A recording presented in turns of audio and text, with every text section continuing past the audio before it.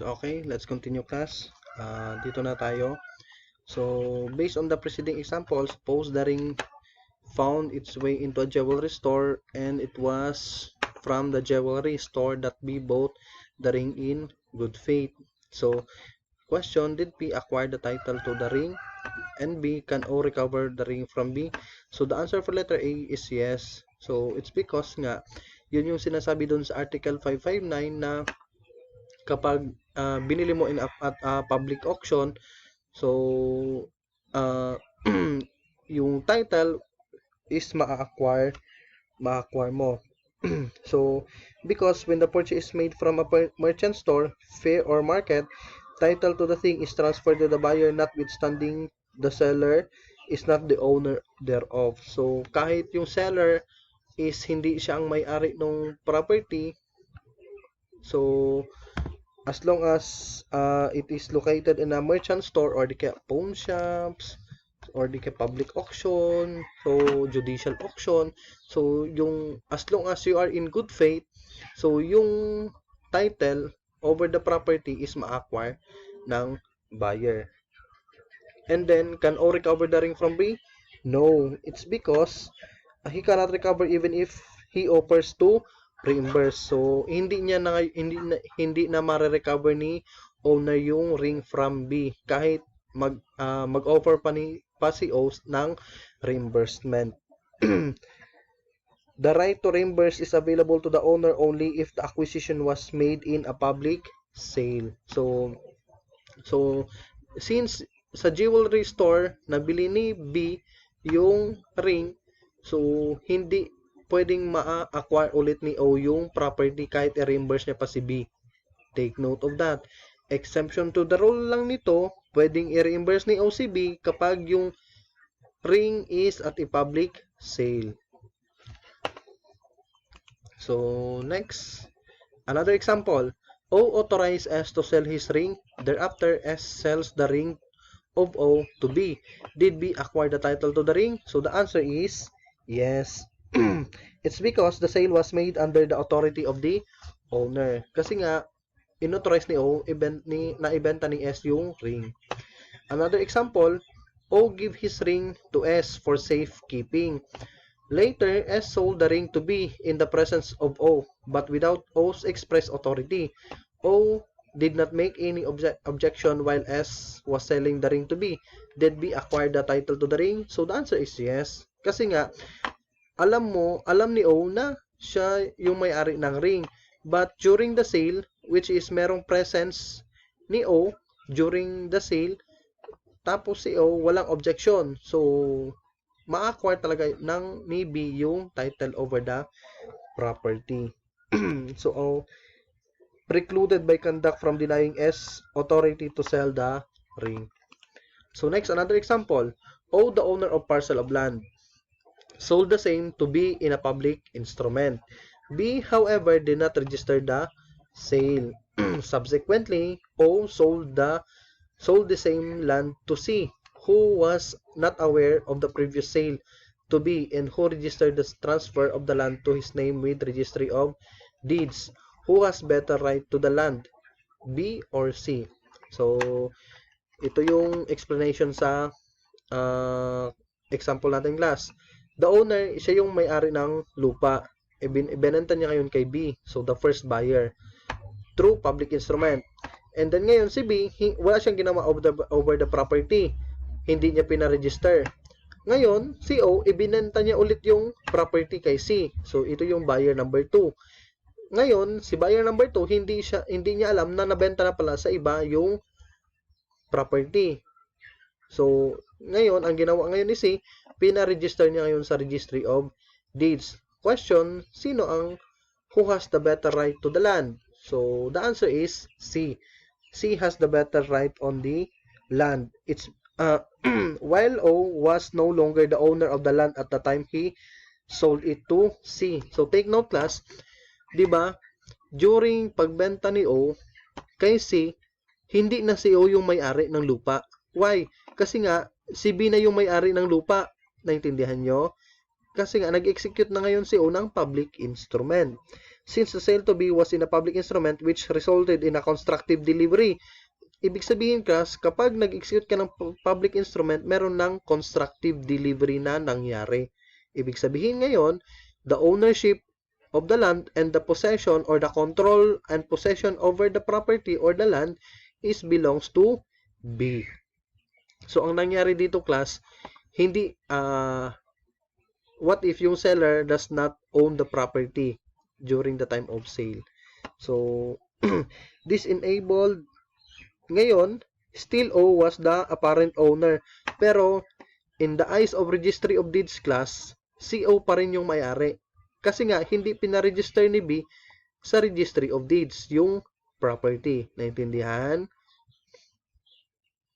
So, this still O was the apparent owner in the records of the Registry of Deeds.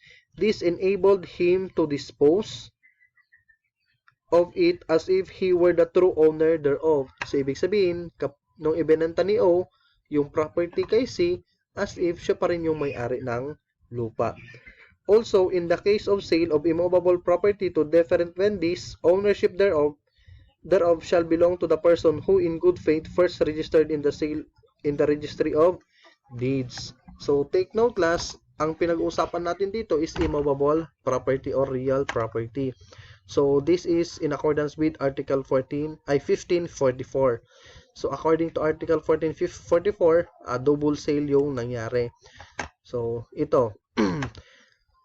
If the same thing should have been sold to different vendees, ibig sabihin maraming buyer, the ownership shall be transferred to the person who may have first taken possession thereof in good faith if it should be movable property. Take note class, kapag movable property tapos maraming buyer, kung sino yung unang nag-possess nung property, movable property, siya yung may-ari. Should it be immovable naman, kapag immovable property naman, yung ownership shall belong to the person acquiring it who in good faith first recorded it in the Registry of Property. So, kapag yung pinag-uusapan is real property or immovable, either land or building, so, kapag na-acquire mo in good faith, and then ikaw yung unang nagpa-register sa Registry of Property, ikaw yung may-ari.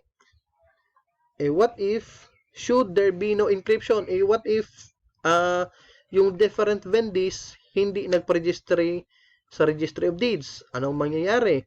The ownership shall pertain to the person who in good faith was first in possession. Ibig sabihin, kung sino sa kanila yung unang nag-possess or unang tumira doon sa property.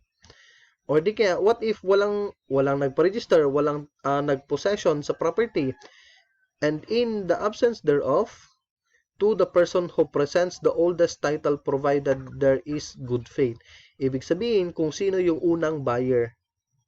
Naintindihan? As long as in good faith. So, may mga example tayo. So, let's jump to Article 1544 muna. Rules of presence in case of double sale. Double sale, triple sale, or kahit so there is so many sale. Naintindihan? As long as isang property lang yung pinag-uusapan, at the same time maraming buyer. Yung 1544 yung mag-a-apply. Letter A, what if movable property? Ownership shall be transferred to the person who first took possession of the property in good faith. That is, first possessor in good faith. The possession referred to here may either be actual or constructive. So, let's have an example. CS sold his computer to B, who told that he would obtain delivery of the computer after 3 days. Before the third day, S sold the same to T, who immediately took physical possession of the computer. T was not aware of the previous sale to B. Neither B was aware of the sale made to T because the sale to T had not yet taken place at the time that he or B purchased the computer. Who has a better right to the computer? So, according sa rules natin class, yung better title shall belong to T. It's because he first took the possession of the computer in good faith.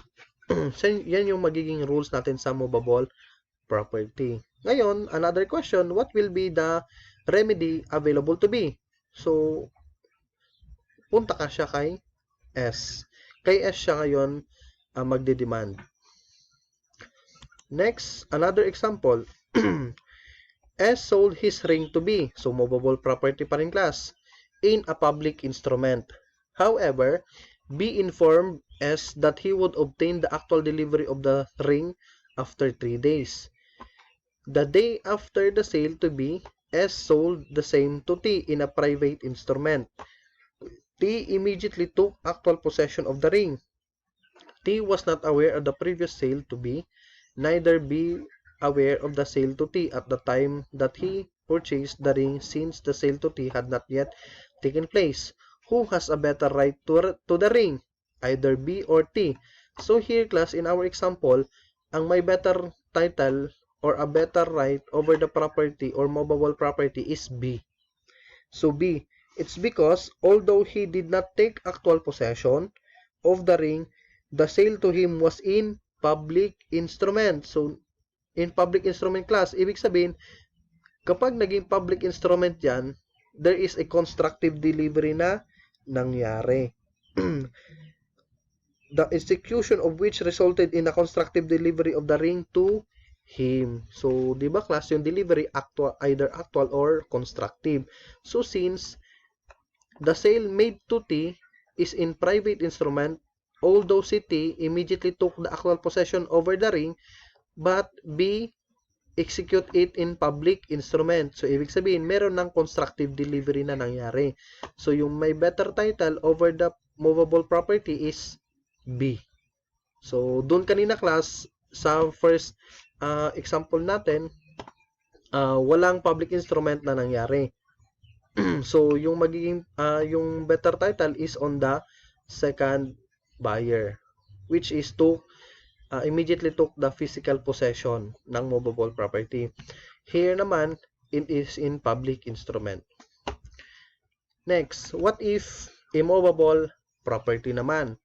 Ownership shall belong to the person who, in good faith, first registered in the sale of registry of property. That is, first registrant in good faith. So, ito yung magiging order natin, class. So, una, kung sino daw yung unang nagpa-register sa registry of property in good faith. What if wala ito? Wala itong number 1. So, dito tayo sa number 2. If there was no registration, ownership shall belong to the person who first took possession thereof in good faith. The possession here is either actual or constructive.